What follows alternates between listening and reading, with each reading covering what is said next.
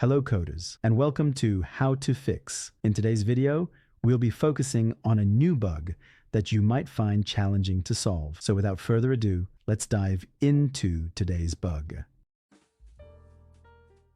Let's start by executing code 1 to stimulate the error and watch the result. Let's walk you through the interpretation and the correction for this bug. Please pause the video to absorb the explanation. Let's adjust the code now and watch the outcome it yields.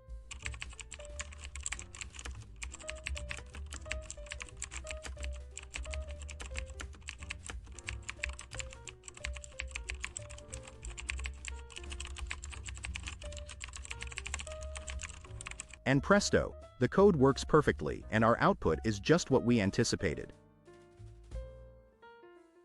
The bug is no more. That's all for today's session.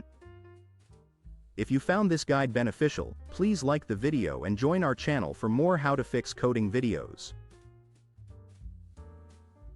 Always stay eager, continue your learning journey, and enjoy your coding experience.